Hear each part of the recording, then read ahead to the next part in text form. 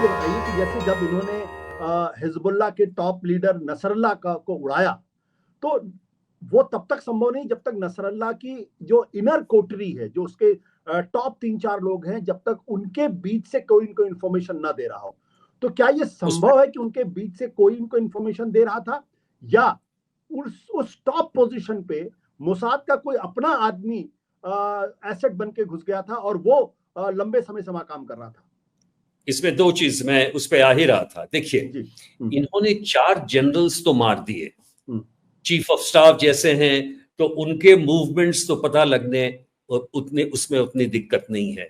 लेकिन याद रहे आशुतोष कि चीफ ऑफ रेवोल्यूशनरी गार्ड्स जो सबसे महत्वपूर्ण है ईरान में, उनके हेड को नहीं मार सके। खेमेनी की जो जहां बात हो रही है, तो ये कहने की बात है कि अमेरिका ने परमिशन नहीं दिया है। ट्रंप जो एक बयान देते हैं, दूसरे दिन वो कुछ और बयान देते हैं। तो मैं नहीं समझता हूं कि खेमेनी के बारे में कोई विशेष बात हुई है कि क्या हम उन्हें मारे या नहीं मारे। दो बातें यहां पे हो रही हैं। एक बात तो ये हो रही है कि खेमेनी के रिजीम को हम बदल दें। मान लीजिए हम रिजीम को अगर बदल भी देते हैं, तो क्या उसमें कोई बदलाव आएगा क्या ईरान के फॉरेन पॉलिसी या डोमेस्टिक पॉलिसी में? तो इस बात पे मैं विश्वास नहीं कर रहा। सवाल ये है, क्या मोसाद उनको हिट करना चाहता है कि नहीं? मोसाद भले रेवोल्यूशनरी गार्ड्स के चीफ को मारना चाहे, लेकिन शायद खेमेनी को नहीं मारना चाहे, क्योंकि वो भी आवश्यक भी नहीं है। तो लेकिन अगर रेवोल्यूशनरी गार्ड के इसको नहीं मार सका है, तो ये बात सही है।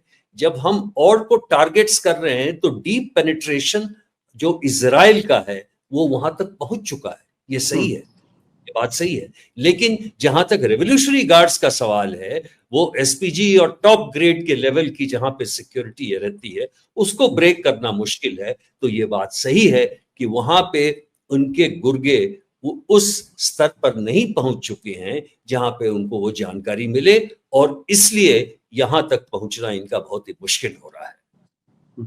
ये आपने कहा, लेकिन क्या ये असंभव काम है? क्योंकि जो सुरक्षा खामनेई की होगी, जाहिर सी बात है वो बहुत जबरदस्त होगी। लेकिन क्या खामनेई जैसे सुप्रीम लीडर की इनर कोटरी में किसी भी स्पाई का पहुंचना ये संभव है या संभव नहीं है? देखिए, अगर आप इतिहास देखिए, तो बड़े से बड़े राजाओं के, सीजर से लेके जितने भी बड़े राजा थे, उनके बीच में तो गुप्तचर बदल जाते थे, इसमें कोई शक नहीं है। और ये भी सही है कि क्या मोसाद ने प्रयास नहीं किया होगा? अवश्य किया होगा।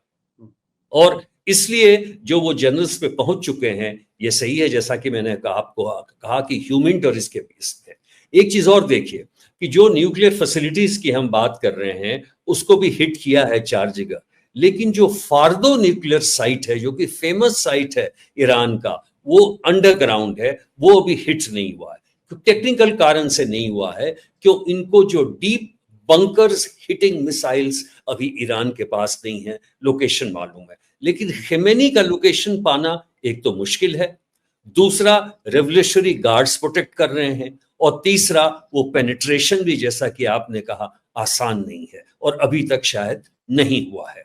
जहां तक रेवोल्यूशनरी गार्ड्स का सवाल है, वो सबसे ही, जिसको ऑर्गेनाइज फोर्स कहते हैं, वो एक फोर्स है जिसमें की भी पेनिट्रेशन करना बहुत ही मुश्किल है, क्योंकि वो भी एथनिक डिविजन्स देख के भी लोगों की भर्ती करते हैं। शायद वो किसी माइनॉरिटीज को भी अपने अमिट्स में नहीं रखते हैं। इसलिए इजराइल का वहां तक घुसना मुश्किल है, नामुमकिन है। और अगर वहां पे कोई डीप एसेट ऐसा मिल जाए, तब ये सही है कि उसमें लीक हो सकता है। जैसे कि हिजबुल्लाह की चीफ नसरल्लाह का कत्ल किया, वो भी अपने आप में एक बहुत अजूबा वाली बात थी, क्योंकि नसरल्लाह तकरीबन 30 साल से वो उस हिजबुल्लाह के संगठन को लीड कर रहे थे, और शायद दुनिया की तमाम ऐसी एजेंसीज रही होंगी जो उनको खोज रही होंगी या उनका कत्ल करना चाहती थी या उनको एलिमिनेट कर। लेकिन मोसाद ने सक्सेसफुली किया, ये कैसे संभव हुआ होगा? देखिए आशुतोष, इसमें 2 चीजें हैं। आपने देखा होगा कि वहां पे वो एक पेजर द्वारा काफी हिजबुल्लाह के कमांडर्स को ये कर दिया, और वो घटना शायद इनके पहले हुई थी।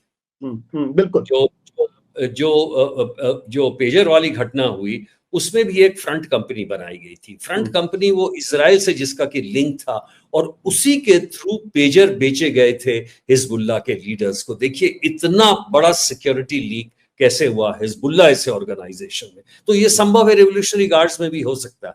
और जब उसमें लीक हुआ उसके बाद उसमें कोडेड मैसेजेस भेजे गए और उस मैसेजेस को जब ओपन किया गया तब वो ब्लास्ट हुआ। उस कोडेड मैसेजेस से ही और उसके सिगेंट से ही कितनी जानकारी इजराइल को पहले ही मिल गई थी। जब जब जैसे वो ऑपरेट हुए जितने उनके इनको जानकारी मिल गई थी।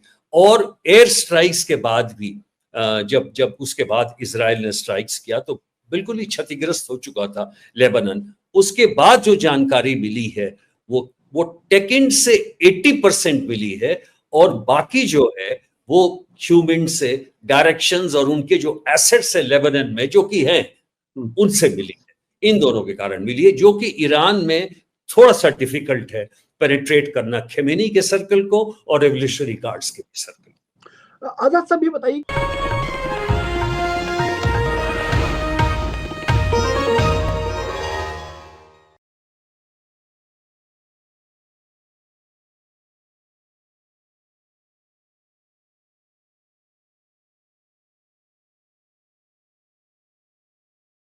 Copyright disclaimer under Section 107 of the Copyright Act 1976. Allowance is made for fair use for purposes such as criticism, comment, news reporting, scholarship, and research. Fair use is a use permitted by copyright statute that might otherwise be infringing.